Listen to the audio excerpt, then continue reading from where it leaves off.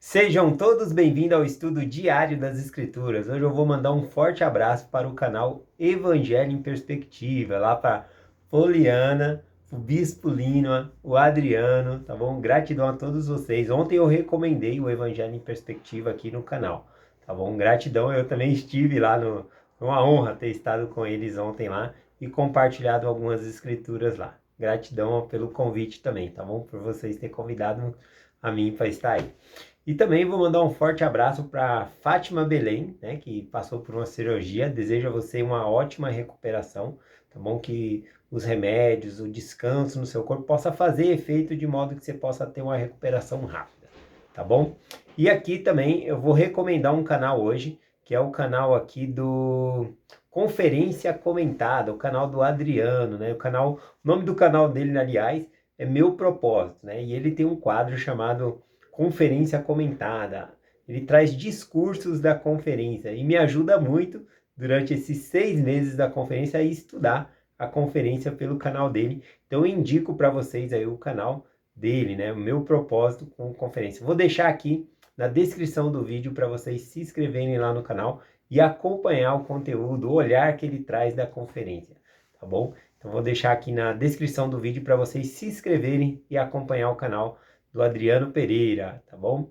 Então vamos lá. Hoje eu vou compartilhar com vocês aqui João capítulo 9, do versículo 8 em diante aqui, tá bom? Ontem eu compartilhei do versículo 1 ao versículo 7, que fala sobre a cura de um cego de nascença. Jesus Cristo curou ele fisicamente, ele passou a enxergar, tá bom? E a partir do versículo 8 aqui, a gente percebe que a percepção desse homem não foi somente a visão física, mas ele passa a ter uma percepção espiritual das coisas e consegue reconhecer Jesus Cristo como seu Salvador também. Então tem um processo que acontece aqui. Bom, que nós possamos também saber que nós podemos ter essa regeneração de enxergar espiritualmente as coisas e ter uma percepção das coisas espirituais também, tá bom? Às vezes nós somos míope, né? Temos catarata no olho, nossa visão espiritual às vezes não está muito boa e nós precisamos pedir cura ao Senhor.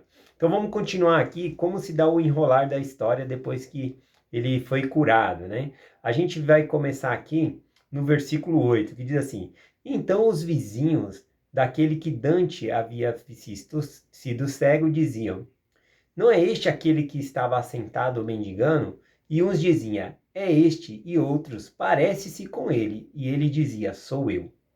Nem os vizinhos acreditavam, né, em tamanho façanha. Ele era cego de nascença e agora estava vendo. Então, lógico, né, eles foram perguntar para ele o que aconteceu. Na hora que ele falou, sou eu, né? E diziam-lhe, pois, como te abriram os olhos? E ele respondeu, dizendo, o homem chamado Jesus fez lodo, né, ou seja, barro, e untou-me os olhos e disse-me, vai e lava-te no tanque de Siloé. E eu lavei, fui e voltei me vendo, né? Veja que a resposta dele é bem simples. Jesus fez barro, passou no meu olho, mandou ir lavar no tanque de Siloé e quando eu lavei, né, simples, eu voltei enxergando ali. Então ele conta essa experiência aqui. Disseram-lhe, pois, onde está ele? E ele disse, não sei. Levaram, pois, ele aos fariseus, aquele que antes era cego. Interessante, né, que eles ficam aqui querendo achar uma explicação pelo que aconteceu. Né? Então eles falam, vamos levar até o pastor. O pastor tem que explicar para a gente o que foi que aconteceu aqui, que agora ele está vendo, né? Então a gente consegue observar isso aqui. Interessante, né, que nem mesmo um especialista vai saber explicar o que aconteceu aqui. Por exemplo, nós temos o médico dos olhos, que é o oftalmologista. Né? E se você falar para um oftalmologista, olha, se você passar barro, né, no olho ali da pessoa e a pessoa lavar no tanque de Siloé, a pessoa vai ser curada, né? Ele vai falar, você tá maluco? Né? Eu estudei isso aqui a vida toda, isso aí não existe.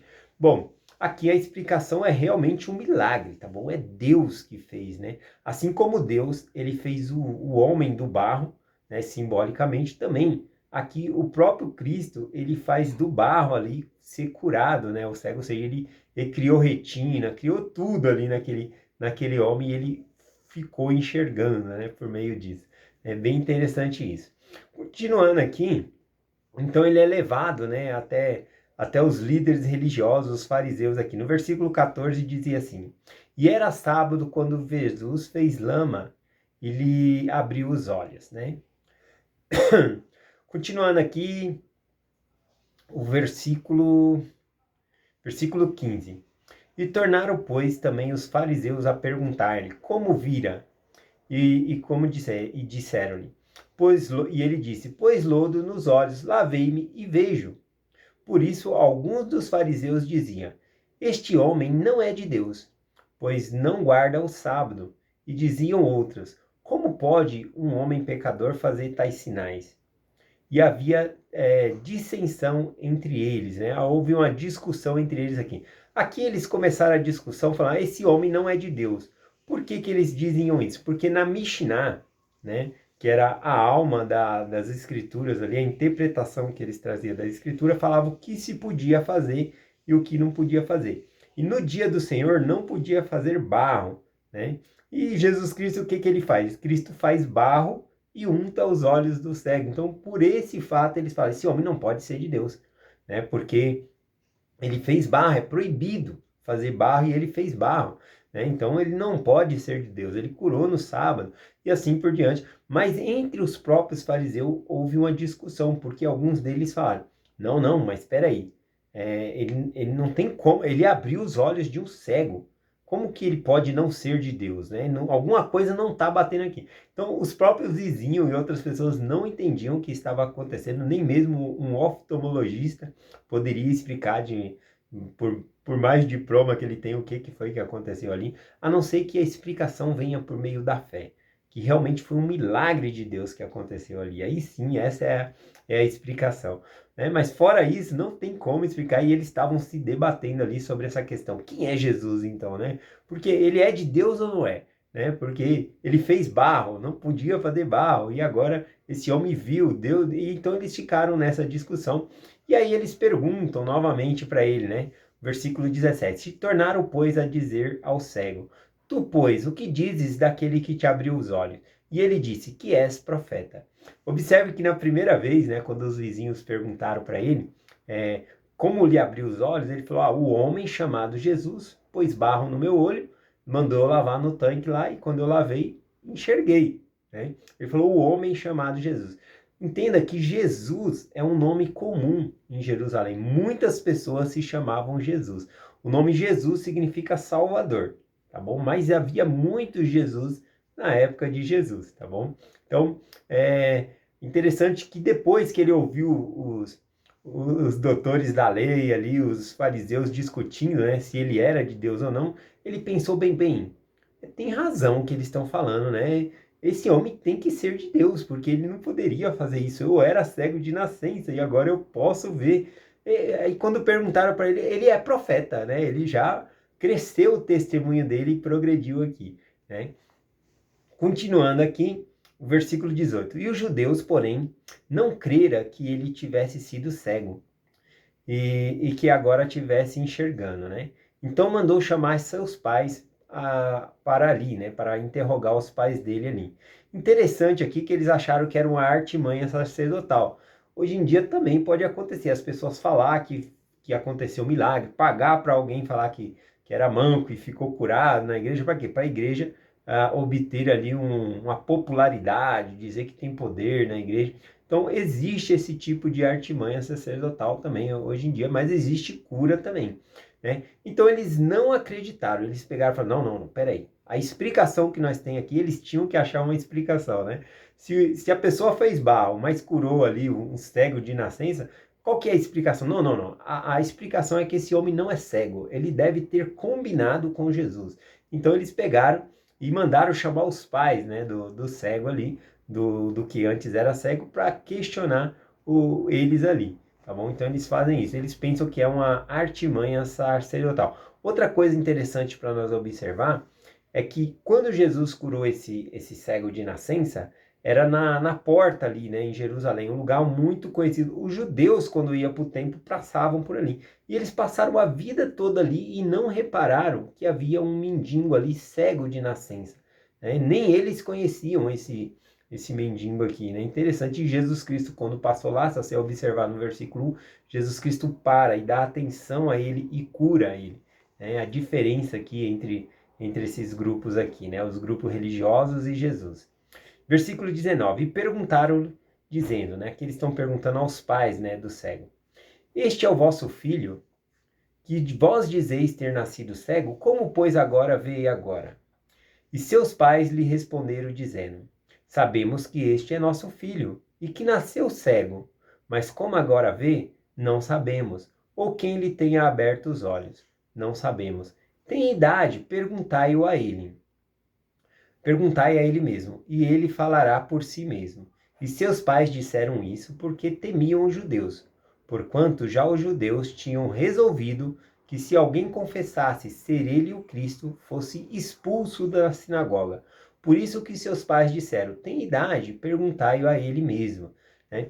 Então veja que os judeus eles criaram aqui uma regra de excomunhão, que a pessoa não faria mais parte, não poderia entrar nem mesmo nas sinagogas, né? Ou seja, na igreja ali, não poderiam entrar se confessasse que Jesus era o Cristo. Os pais desse cego sabiam, né, a essa altura o cego já tinha, né, o filho dele já tinha falado quem curou ele e tudo, então já tinha falado, mas eles não falaram que foi Jesus, porque os judeus já tinham uma pressão ali, que falasse, se alguém confessar, né, que Jesus Cristo fez um milagre, que ele é o Messias, essa pessoa está expulsa da sinagoga, né? Então veja, é muito interessante isso, que às vezes a gente tem que observar a denominação que nós estamos servindo, se eles estão fazendo a gente estar ali por medo, né? Se a pregação é sempre essa, olha, você tem que estar aqui, porque senão você vai para o inferno, sempre colocando medo nas pessoas, né? E mantendo a pessoa cativa no próprio medo dela ali. Não, a gente tem que servir a Deus por amor, tá bom? A gente tem que ter amor a Deus e observar os mandamentos, guardar os mandamentos porque amamos a Deus, tá bom? Então devemos observar aqui que eles colocavam medo e funcionava. Inclusive existia muitos dos fariseus ali, incluindo Nicodemos, que acreditavam em Jesus, mas não o confessava. Não confessava ele por quê? Porque senão seria expulso da sinagoga, né? Então eles estavam trocando ali o próprio Jesus Cristo por pertencer à igreja ali, né? Por poder frequentar a sinagoga. Interessante aqui. Versículo 20 continua assim, né? Então, e chamaram, pois, uma segunda vez o homem que tinha sido cego e disseram, dá glória a Deus, porque sabemos que este homem é pecador. Falando-se, mencionando a Jesus. Quando os pais falaram, não, pergunta para ele, ele tem idade, né? Então, provavelmente aqui era um homem já de 40 anos, 45 anos aqui, tá bom? E eles falaram, pergunta para ele. E quando eles vieram perguntar de novo, né, chamaram ele ali e falaram, ó, dá glória a Deus, não agradece a Jesus não, esse Jesus é pecador, né? Você tem que agradecer a Deus pelo que aconteceu aqui, tentando desvincular Deus do milagre, né, que Jesus havia feito, sendo que Jesus fez o milagre por meio de Deus ali, né? Isso é inquestionável, tá bom? Continuando aqui, a gente observa, né, que o versículo 25, né, o que o homem responde, né, quando eles falam que Jesus era pecador. E respondeu ele, pois, e disse, se é pecador não sei, uma coisa sei, é que havendo eu sido cego, agora vejo. Então ele prestou o testemunho dele, né? É interessante que eles estavam tentando colocar dúvida na cabeça dele, né? E ele não aceita essas dúvidas. No decurso da nossa vida, nós podemos ter perguntas, né? Por exemplo, eu sei que essa é a igreja de Jesus Cristo. Eu sigo ela, tá bom?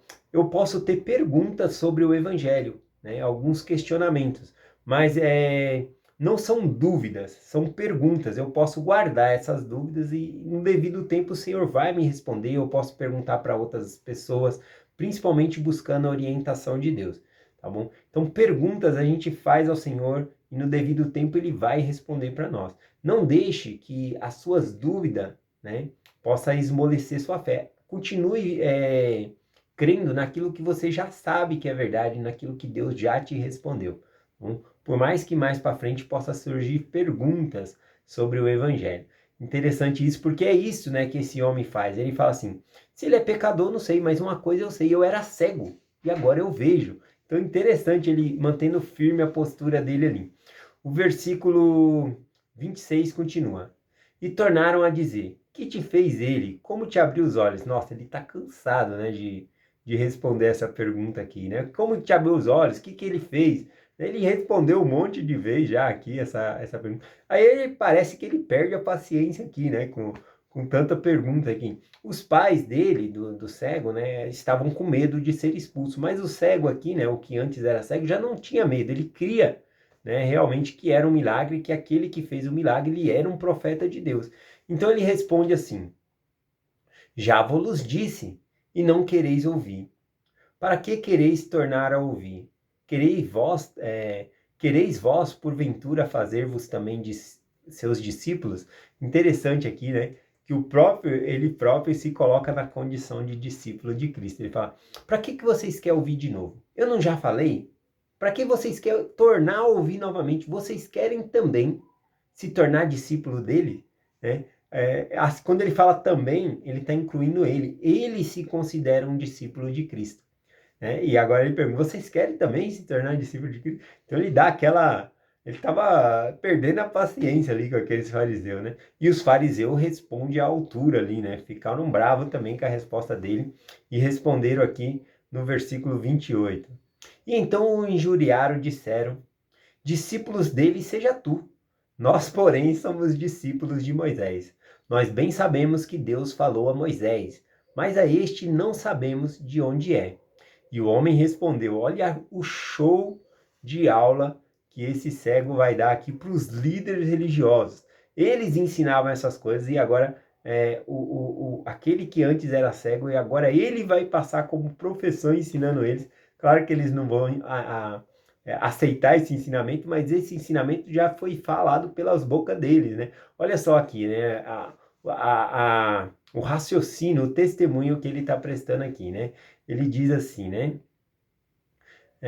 Nós sabemos que Deus falou a Moisés, mas este não sabemos de onde é, né? Essa foi a resposta dos fariseus. Aí o que antes era cego respondeu. E o homem respondeu e disse: nisto, pois, está a maravilha, que vós não sabeis de onde ele é, e me abrisse os olhos. Ora, nós sabemos que Deus não ouve a pecadores, mas se alguém é temente a Deus e faz a sua vontade, a esse ouve. Desde o princípio do mundo, nunca se ouviu alguém que tivesse abrido os olhos de um cego de nascença. E se esse não fosse de Deus, nada poderia fazer. Verdade, na história, no Velho Testamento, até mesmo nos escritos apócrifos, na cultura romana, no grego, os livros, não existia nem mesmo na mitologia alguém que havia sido curado de uma cegueira de nascença. E aí ele está falando, relembrando isso, nunca na história, né, se ouviu que alguém fosse curado de cego de nascença. Né? E esse fez, se ele não fosse, conclusão, né? Se ele não fosse de Deus, ele não poderia fazer isso. Então ele estava defendendo Jesus Cristo ali, sabendo que ele seria expulso, né, da sinagoga, porque eles mesmos já haviam falado sobre isso e ameaçado os pais do que antes era cego aqui, né? Então essa era a conclusão aqui. Aí os líderes, né, religiosos, eles ficaram sem argumento, não tem. Contra fatos não existe argumento. Eles tentaram de todas as maneiras provar que era alguma outra coisa, que ele não era cego, né, que Jesus Cristo não era de Deus, alguma coisa assim, mas todos os fatos caíram por terra. Contra fatos não existe argumentos, né? Então, quando acaba o argumento e a pessoa não quer perder, o que ela faz? Ela parte para a agressão verbal. Ao invés de discutir um ponto de vista, ela vai atacar a pessoa. Observe aqui no versículo 34. E respondendo eles disseram: tu é nascido todo em pecado e nos ensina a nós, e expulsaram, né? Então eles perderam a razão aqui. Falaram: você é um pecador, o que você tem para ensinar para nós? Eles começaram a ofender a pessoa ali e expulsaram ele, tá bom? Versículo 35. E Jesus, ouvindo que tinha expulso, o encontrou e disse: cretus no Filho de Deus? Né? Interessante que Jesus o procurou, né? Sabia que ele tinha sido expulso, se sentindo sozinho, e Jesus vai lá e o encontra e pergunta para ele: você crê no Filho de Deus? A resposta dele foi o seguinte: quem é ele, Senhor, para que eu creia? Jesus respondeu: tu já o viste e é o que fala contigo. Então ele respondeu: creio, Senhor, e o adorou. Ele adora Jesus ali, né, sabendo que ele é o Messias, que ele é o Deus, ele serve ali de forma adorando a ele. Versículo 39 diz assim: Eu vim a este mundo para juízo, a fim de que os que não veem vejam, e os que veem sejam cegos. E aqueles fariseus que estavam com ele ouvindo isso disseram: Também nós somos cegos? E disse-lhe Jesus: Se fosseis cegos, não terias pecado. Mas agora dizeis: Vemos, por isso o vosso pecado permanece. Então, a cegueira espiritual, eles não conseguiam enxergar que Jesus Cristo, ele era o Messias, que ele era o Deus que fazia milagres, mesmo diante de todos esses fatos, eles estavam cegos, míopes, cheios de catarata nos olhos e não conseguiam enxergar a verdade. Que nós possamos realmente enxergar Jesus Cristo como nosso Salvador, nosso Redentor, e observar que assim como esse homem que havia sido cego, ele foi curado, né, fisicamente também ele foi curado espiritualmente, percebeu e foi crescendo o testemunho dele. A pergunta que eu tenho é: o mesmo Jesus que você conheceu há 10 anos atrás é o mesmo Jesus que você conhece hoje? Né? Claro que as Escrituras diz que Deus ele é o mesmo ontem, hoje e para sempre. Deus não muda. Mas a concepção que eu tenho é que eu fui descobrindo que Deus ele é muito mais amoroso do que eu possa compreender, muito mais poderoso do que eu possa compreender. Então, para mim, né, o Jesus que eu conheço hoje, ele é muito mais poderoso do que o Jesus que eu conheci há 10 anos atrás. Na minha concepção, por quê? Porque eu fui aumentando o meu testemunho. Que nós possamos aumentar o nosso testemunho sobre o nosso Salvador. É essa mensagem que eu compartilho com vocês hoje, em nome de Jesus Cristo. Amém. Até amanhã.